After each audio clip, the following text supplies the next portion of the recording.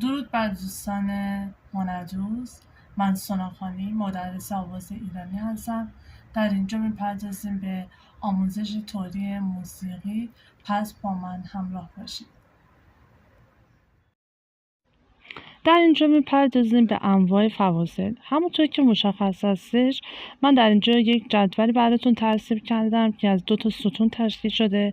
در ستون اول نام فواصل و در ستون دوم تعداد پرده ها، که اولیش یکم درست هستش که میبینیم که هیچ پرده‌ای بینشون وجود نداره. دوم بزرگ 1 پرده، سوم بزرگ 2 پرده، چهارم درست 2 پرده و نیم، پنجم درست 3 پرده و نیم، ششم بزرگ 4 پرده و نیم، هفتم بزرگ 5 پرده و نیم، هشتم درست 6 پرده.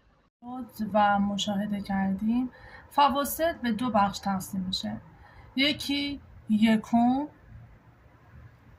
چهارم، پنجم و هشتم که پسوند درست رو میگیرن که بهش میگن پرفکت، و فواصل دوم، سوم، ششم، هفتم که پسوند بزرگ رو میگیرن که بهش میگیم ماژور. ما به جز اینها فواصل های دیگری هم داریم که در اینجا به اون بخش هم میپردازیم. یکی فواصل کوچک که تعریفش به این صورت هستش که هرگاه از فواصل بزرگ نیم پرده کم شود، فاصله کوچک به دست می آید. و فاصله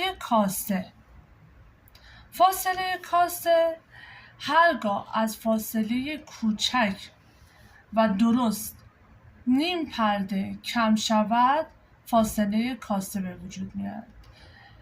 فاصله کاسته تر هر موقع از فواصل کاسته نیم پرده کم بشود، فاصله کاسته تر به وجود می آید. و فاصله افزوده هرگاه فواصل بزرگ و درست نیم پرده بهشون اضافه بشه، فاصله افزوده به دست میاد. و هر موقع که به فاصله افزوده نیم پرده اضافه تر بشه، فاصله افزوده تر به وجود می آید.